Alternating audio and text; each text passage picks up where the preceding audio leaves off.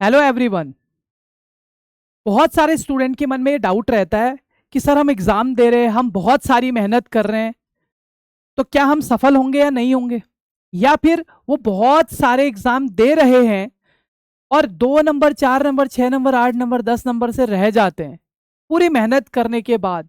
Coaching भी कर लिए यहाँ तक, उसके बाद भी, या कोचिंग कर रहे हैं तो कैसे उनको अपनी सक्सेस की जर्नी को बढ़ाना है आगे। वो कौन से स्टेप्स होते हैं जो कोचिंग वाले स्टूडेंट्स को फॉलो करने चाहिए, या फिर आपको सिलेक्शन चाहिए तो उसके लिए जो बहुत जरूरी है वो कौन से पॉइंट है।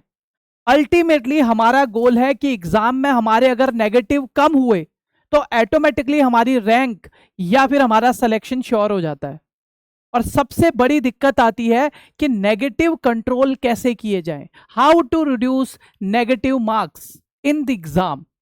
तो आज मैं कुछ ऐसे ही पॉइंट डिस्कस करूंगा आपसे। अगर आपने वो फॉलो कर लिए, I also cleared many of examinations in nursing field, तो मेरे एक्सपीरियंस के हिसाब से मैं ये बताना चाहता हूं आपको कि कैसे नेगेटिव कम किए जा सकते हैं। सबसे पहला स्टेप आपको क्या करना है, अपने नोट्स, जो भी आपके पास नोट्स अगर हैं या आपने कोचिंग कर ली है कहीं से भी की है, अगर आपके पास नोट्स प्रॉपर हैं, अच्छे नोट्स हैं जो एक कोचिंग के स्टूडेंट के पास होने चाहिए, ना बहुत ज्यादा और ना बहुत कम, वो फिक्स नोट्स जो एग्जाम ओरिएंटेड होते हैं, तो सबसे पहला स्टेप है आपको notes per day minimum 2.5 our, लगभग 2.5 घंटे 3 घंटे उनका रिवीजन करना है। रिवीजन, अब रिवीजन से आप क्या समझते हैं। बहुत सारे स्टूडेंट ये मानते हैं कि सर रिवीजन तो हम रोज करते हैं, पर मैं आप क्या गलती करते हो वो ये बताता हूं। आप घर जाते हो, कोचिंग के बाद अपने नोट्स ओपन करते हो और नोट्स में पढ़ने लग जाते हो। Suppose pathological jaundice is the condition where the bilirubin level is high high high high and all.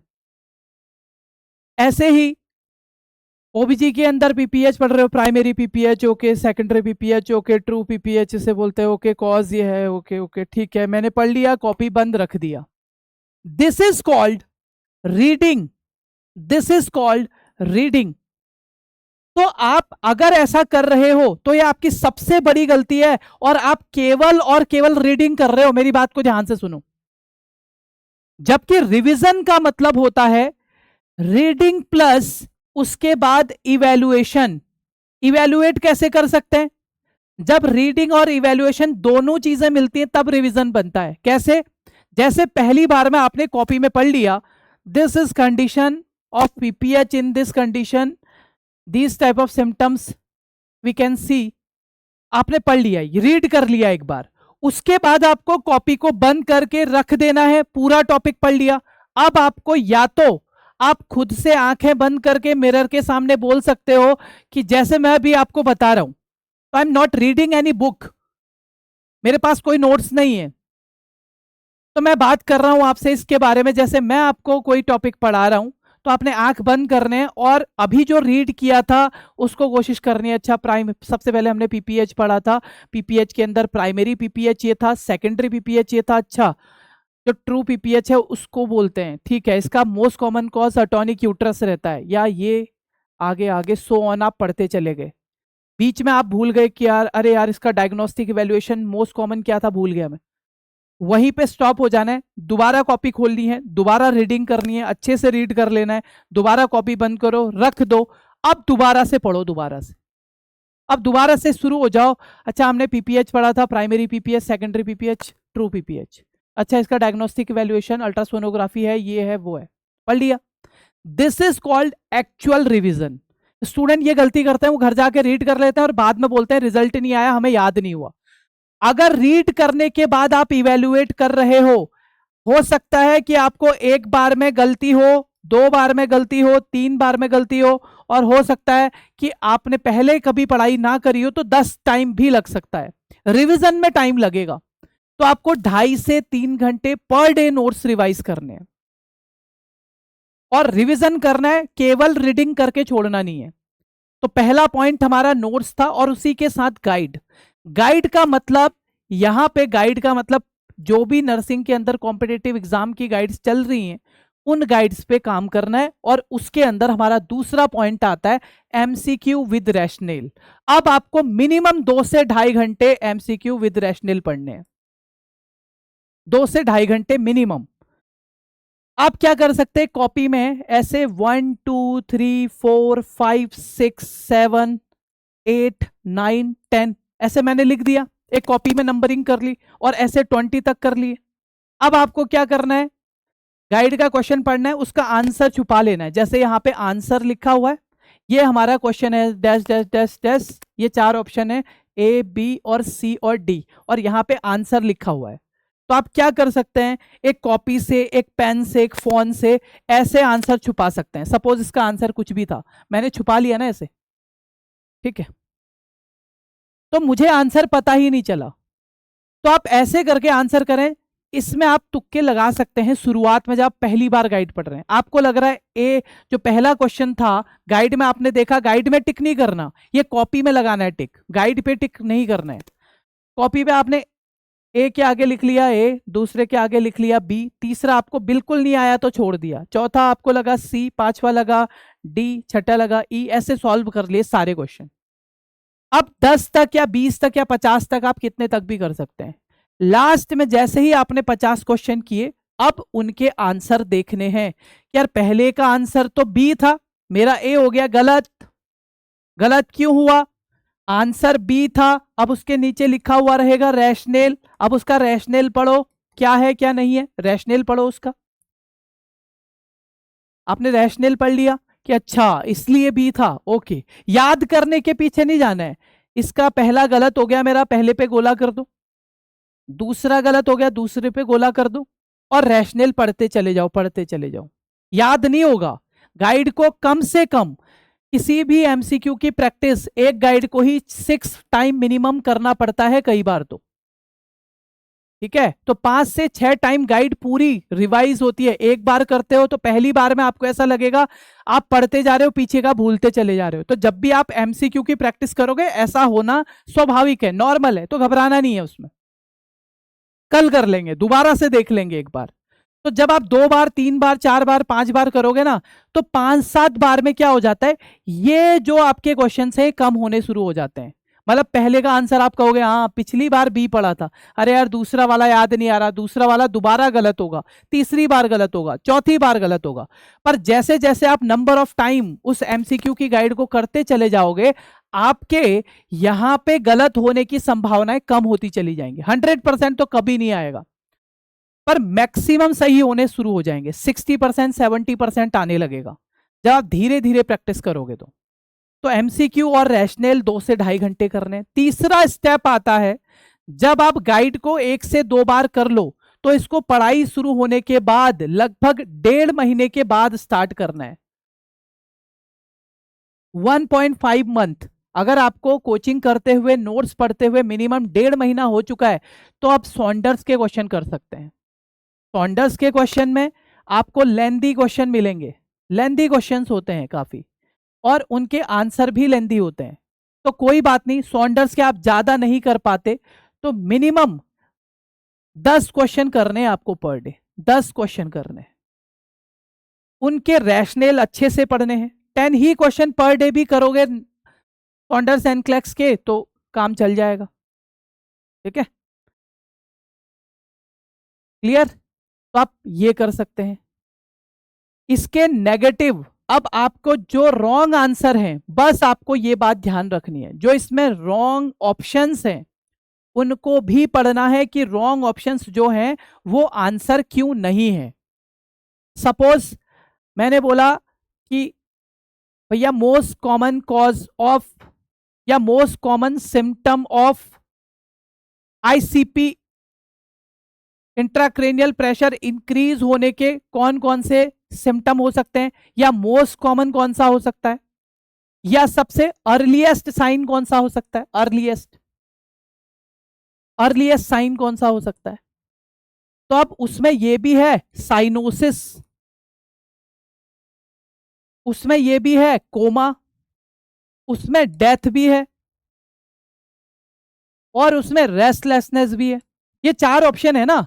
तो जब आप एनक्लेक्स के क्वेश्चंस को करोगे तो आपको पता है कि शुरुआत में अर्ली स्टेज में रेस्टलेसनेस आता है, सांस लेने में दिक्कत होने लग जाती है, पेशेंट रेस्टलेसनेस फील करता है, ऐसी सब चीजें होती हैं। पर साइनोसिस होने में तो टाइम लगता है। साइनोसिस तब होता है जब आपकी बॉडी में ऑक्सीजन O2 का लेवल कम हो जाए या कोई बाकी चीजें हो जाएं। धीरे धीरे साइनोसिस होने में 2 दिन 3 दिन या 1 दिन 1.5 दिन भी लग सकता है। सबसे पहले तुरंत आपको रेस्टलेसनेस होती है। ऐसे ही कोमा होने में टाइम लगता है, तो ये तुरंत नहीं होगा, इमीडिएट नहीं होगा। डेथ भी और प्रोलॉन्ग टाइम का काम है। तो कहने का मतलब, ये एक एग्जाम्पल बता रहा हूं मैं, जब भी आप पढ़ोगे वो 3 आंसर क्यों नहीं है, एनक्लेक्स की एक खास बात है, इसमें ये पढ़ने पड़ते हैं। और इसी की तरह एक और बुक आती है, जब आपकी 1 से 2 टाइम ये हो जाए, इसमें ज्यादा क्वेश्चन नहीं है, 1000 क्वेश्चन भी नहीं होंगे मैक्सिमम, अगर ये पढ़ ली ना आपने, आपके बहुत सारे कॉन्सेप्ट क्लियर हो जाएंगे। दूसरी ऐसी ही ये बुक आती है, अगर आपकी पहले वाली 3 नंबर को आपने 2-3 टाइम कर लिया है, तो उसके बाद सेम ये बुक भी उसी तरीके से है, थोड़ा सा स्टेप अप है। मतलब वो 3 नंबर पे आती है, वो पहला स्टेप करने के बाद दूसरे स्टेप पे जाना है, फिर तीसरे स्टेप पे जाना है, फिर चौथे पे आना है, फिर आपने करनी होती है 2 से 3 टाइम ये। अगर सॉन्डर्स 2-3 बार कर लिए तब इस बुक पे आना है। ओके, नेक्स्ट अब आता है प्रीवियस ईयर क्वेश्चन पेपर। किसी भी एग्जाम में अगर आपने 4 स्टेप करने के बाद 5वां स्टेप उसी कोचिंग के दौरान या तैयारी के दौरान आपको पुराने पेपर, ओल्ड पेपर पढ़ने बहुत ज्यादा जरूरी है। क्योंकि आपको बता दूं, more than 60% of questions in any examination, 60% से ज्यादा जो क्वेश्चंस होते हैं ना, वो किसी भी एग्जाम में पुराने पेपर से ही आते हैं, ओल्ड पेपर से ही आते हैं। फ्रिक्वेंटली आस्क क्वेश्चंस बोल सकते हैं हम उनको, जो बार बार पूछे जाते हैं, बार बार। जैसे एंटीडोट बार बार पूछे जाते हैं, एंटीडोट बार बार पूछा जाता है। ईटी ट्यूब से हर बार सवाल आता है, ब्लड ट्रांसफ्यूजन से हर बार सवाल आता है, अपगार से एक सवाल हर बार आता है, जीसीएस से भी सवाल आते हैं। ऐसे ही आप जीटीपीएल स्कूल पढ़ते हो, उससे हर बार क्वेश्चंस आते हैं। आईसीपी से हर बार क्वेश्चंस आते हैं। ऐसे क्वेश्चन, पोटेशियम के बारे में हर बार क्वेश्चन आते हैं, ईसीजी के बारे में हर बार क्वेश्चन आते हैं, सीपीआर के बारे में हर बार क्वेश्चन आते हैं। तो प्रीवियसली ईयर क्वेश्चन पेपर से आपको क्या पता लगेगा, पैटर्न ऑफ एग्जामिनेशन। यार एग्जाम में वो बार बार पूछे जाने 60% क्वेश्चन कौन से हैं। 40% हो सकता है कि नए आए, मैं बहुत ज्यादा बता रहा हूं, पर मोर देन 60% क्वेश्चन पुराने पेपर से ही आते हैं। और इसको स्किप नहीं करना है, ये बहुत इंपॉर्टेंट पॉइंट है। प्रीवियस ईयर क्वेश्चन पेपर करने बहुत ज्यादा जरूरी है। नेक्स्ट, इसके बाद आता है मॉक टेस्ट। अगर आपने प्रीवियस ईयर पेपर भी दे दिए हैं, तो सबसे अंतिम बाण जो आपको पहली, दूसरी, 10वीं, 50वीं, 100वीं रैंक भी दिला सकता है, वो है मॉक टेस्ट। मॉक टेस्ट का मतलब, आप टेस्ट दे सकते हो, आजकल ऑनलाइन सब कुछ ऐप पे ही अवेलेबल रहता है, तो ऐप पे आप जाके टेस्ट दे सकते हो। पेड भी रहते हैं, बहुत सारे फ्री भी होते हैं, तो वो टेस्ट दे सकते हो आप। ठीक है, नर्सिंग वाला के पेज पे भी, ऐप पे भी आप जाओगे तो आपको बहुत सारे क्वेश्चन मिलेंगे। तो मॉक टेस्ट में क्या करना है, मॉक टेस्ट देने के कुछ रूल्स होते हैं। पहला रूल क्या है मॉक टेस्ट देने का, स्ट्रिक्ट एग्जाम लाइक एनवायरनमेंट। कभी भी आप मॉक टेस्ट गाइड की तरह नहीं करोगे। आप क्या करते हो, गाइड की तरह हर क्वेश्चन को अटेम्प्ट करते चले जाते हो। पहले तो आपको एग्जाम लाइक एनवायरनमेंट बनाना है। उसको मैं बोल सकता हूं डू नॉट डिस्टर्ब, डीएनडी बोलते हैं ना, डीएनडी। मतलब जब भी आप मॉक टेस्ट को सॉल्व करने की कोशिश कर रहे हो या फिर अपने ड्रीम को अचीव करने के लिए मॉक टेस्ट दे रहे हो, ये रामबाण है। अगर आपसे कुछ नहीं होता, आप बहुत ज्यादा पढ़ाई भी नहीं किए हो, तो मॉक टेस्ट जरूर देना। इसमें प्रीवियस ईयर क्वेश्चन भी होते हैं, इसमें आने वाले क्वेश्चन पेपर भी होते हैं, एग्जाम का पैटर्न कैसा होता है वो पता चल जाता है, आपका इवेल्युएशन पता चल जाता है, आप सेलेक्ट हो पाओगे या नहीं हो पाओगे उसका एक अंदेशा आपको मिल जाएगा शुरुआती पेपर में। तो मॉक टेस्ट मतलब एक प्रैक्टिस टेस्ट होते हैं, जिनको आपको प्रैक्टिस करके अपने आप को स्ट्रॉन्ग करना है। तो सबसे पहले तो स्ट्रिक्ट एग्जाम लाइक एनवायरनमेंट का मतलब ऐसा नहीं कि आप घर में बैठे हो और वहीं पे चाय बन रही है, वहीं पे 4 लोग खाना खा रहे हैं, वहीं पे गप्पे चल रही हैं, ऐसे एनवायरनमेंट में कभी भी ये पेपर नहीं देना। दूसरा, दोस्तों के साथ बैठ के गप्पे मारते हुए, कहानी करते हुए कभी भी ऐसा पेपर नहीं देना। जब भी आप मॉक टेस्ट अटेम्प्ट करो, ऐसा समझना है जैसे आप रियल एग्जाम में बैठे हो। मोबाइल को ऑफ करके बैठना है, दरवाजे को बंद करके बैठना है, पहले ही वॉशरूम, खाना पीना जो कुछ भी है वो पहले ही अटेम्प्ट कर लेना है। उसके बाद केवल एग्जाम अटेम्प्ट होगा फिर। तो डीएनडी मतलब कोई भी डिस्टरबेंस आपको नहीं होना चाहिए टेस्ट पेपर शुरू होने से पहले, उसके दौरान, और जब तक टेस्ट पेपर खत्म नहीं हो जाता आप ऐसे ही बैठोगे जैसे एग्जाम में बैठते थे। आपके कमरे में मम्मी पापा चाय देने, बातें करने नहीं आएंगे। तो एग्जाम लाइक एनवायरनमेंट बनाना है, पहला रूल। दूसरा रूल क्या है? Only attempt sure questions. Actually मैं ये बातें इसलिए बता रहा हूं क्योंकि बहुत सारे स्टूडेंट ऐसा कर रहे हैं, बहुत सारे मॉक टेस्ट दे रहे हैं और रिजल्ट नहीं आ रहा है, नेगेटिव कम नहीं हो रहे हैं, जबकि नेगेटिव कम करने के इसके अलावा कोई उपाय नहीं है दुनिया में। लेकिन कैसे अटेम्प्ट करने मॉक टेस्ट वो नहीं पता। तो इसीलिए मैं आपको बताना चाह रहा हूं, केवल यहां पे हर क्वेश्चन पे तुक्का नहीं मारना है। मॉक टेस्ट का मतलब होता है अपना इवैल्यूएशन करना। मैं कितने पानी में हूं पहले मुझे ये पता चले। तो जो आपको 100% श्योर क्वेश्चंस आते हैं ना, पहले वही अटेम्प्ट करने। Only attempt sure questions. जो आपको 100% आता है कि इसका आंसर सी होगा।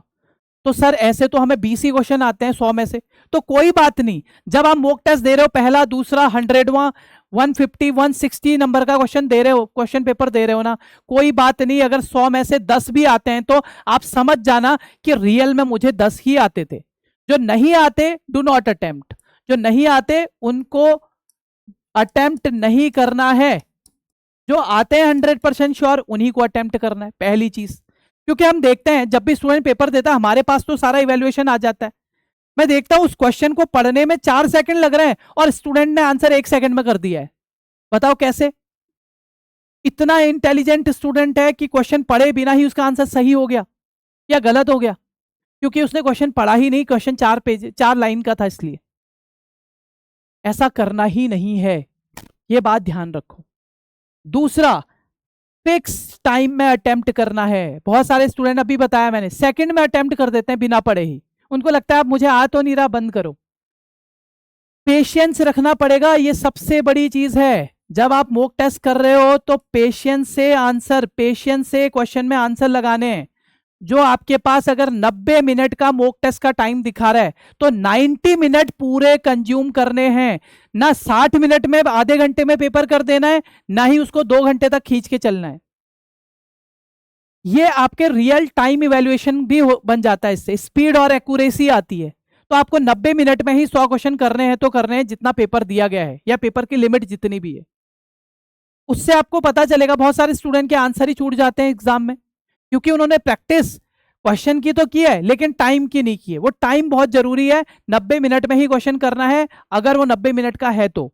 अगर वो 1.5 घंटे का 2 घंटे का पेपर है, 2 घंटे में ही करना है। Next, never attempt when you are busy और स्लीपी। ये बहुत इंपॉर्टेंट है। कई स्टूडेंट क्या होते हैं, उनको नींद आ रही होती है, रात को 12 बजे से सारा काम खत्म हो जाता है, वो कहते हैं चलो आज एक मॉक दे देते हैं। ये सबसे बड़ी गलती है। कई स्टूडेंट, अरे यार अभी अभी खाना बनाते बनाते खाना रख दिया है, अब मैं टेस्ट दे देता हूं। ऐसा कभी नहीं देना है। पहला वाला एग्जाम याद रखना है, पहला वाला point, never attempt when you are sleepy और व्हेन यू आर बिजी। जब आपको नींद आ रही है मत अटेम्प्ट करो, कोई फायदा नहीं होगा। आंख बंद करके आप लगा दोगे BCD, कोई फायदा नहीं है उसका। जब आप फ्रेश महसूस करो, चाहे सुबह उठ के चाहे दिन में, जब आपको थकान ना हो, बिल्कुल रिलैक्स हो, कॉफी चाय पी के बिल्कुल फ्रेश हो चुके हो, उसी समय अटेम्प्ट करो। क्योंकि इसके लिए अटेंशन जरूरी है। वो 1.5 घंटे आपका पेशेंस होना बहुत जरूरी है।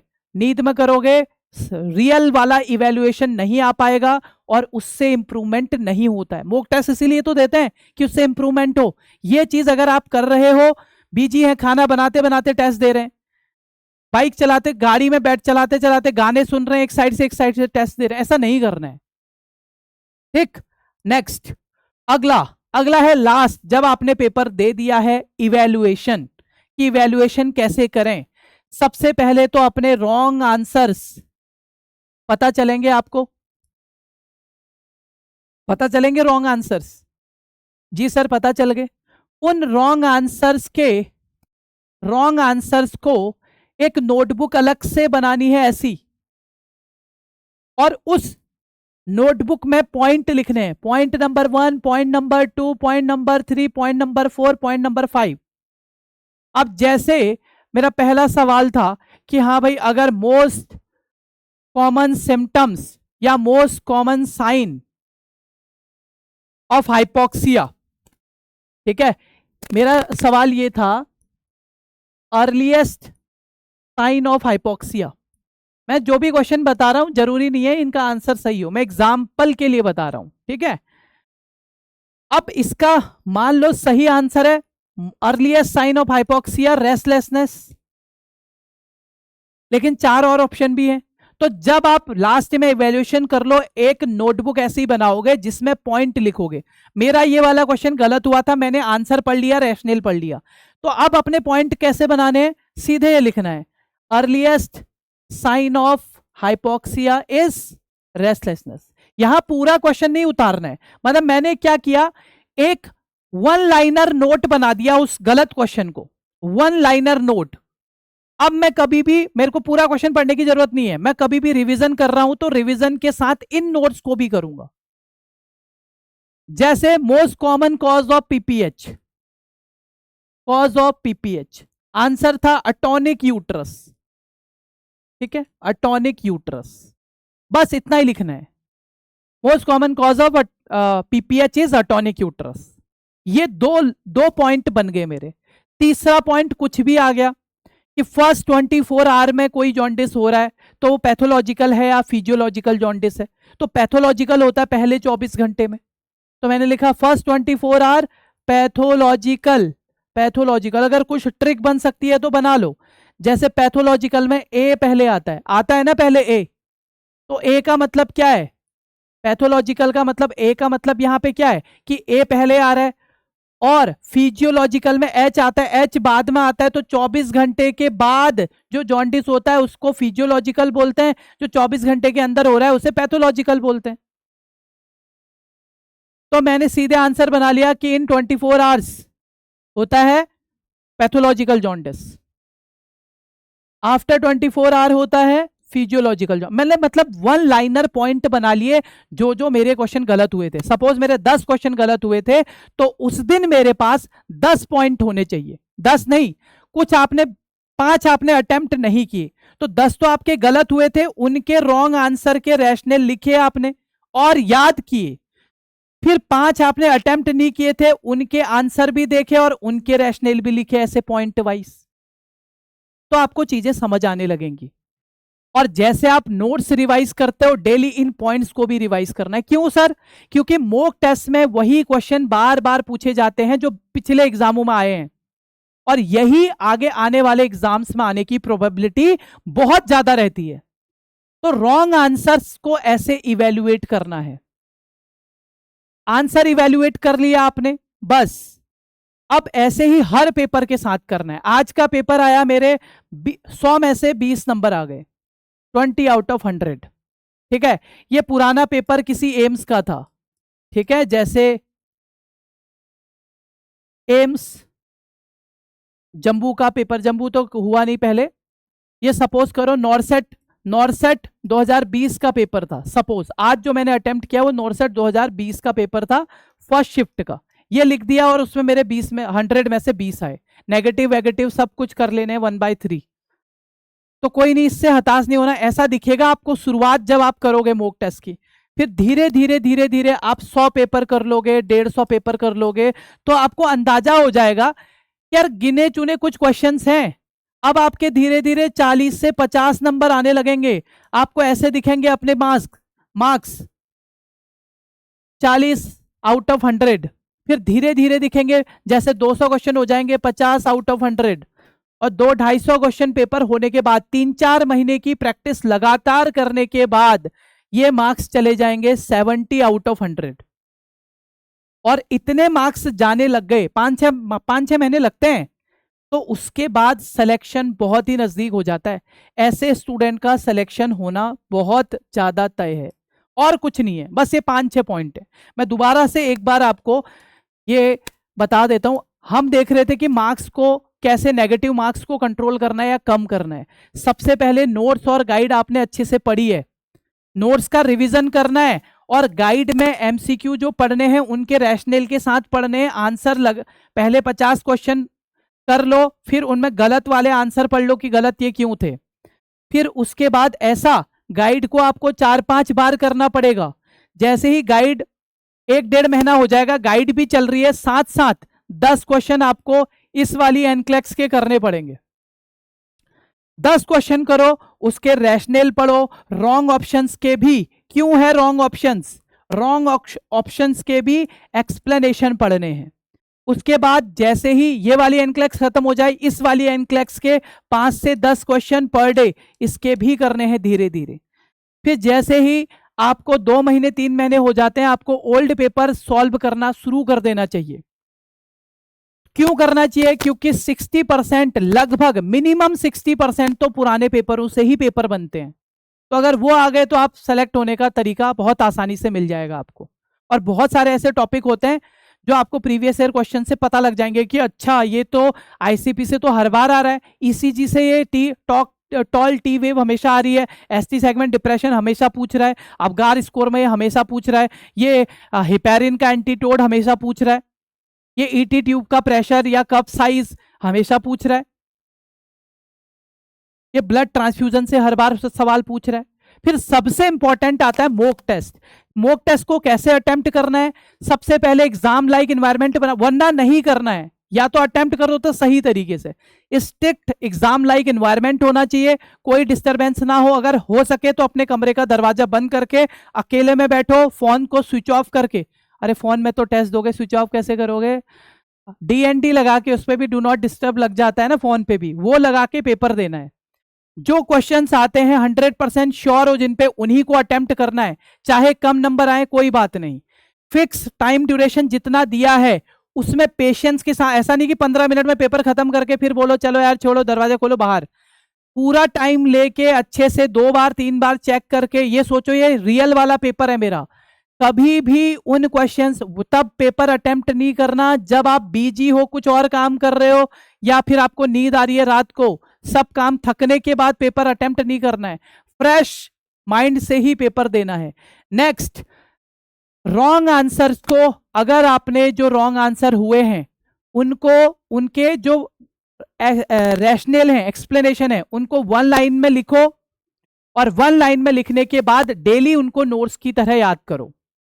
धीरे धीरे जब आप 100-200 पेपर दे दोगे, धीरे धीरे आपके मार्क्स वो आउट ऑफ 100 20 से 30 जाने लगेंगे, फिर 40 जाने लगेंगे, 50 जाने लगेंगे, और 4-5 महीने में ही आपको अपने अंदर बहुत सारा चेंज देखने को मिलेगा। तो आई होप आपको अच्छा लगा होगा।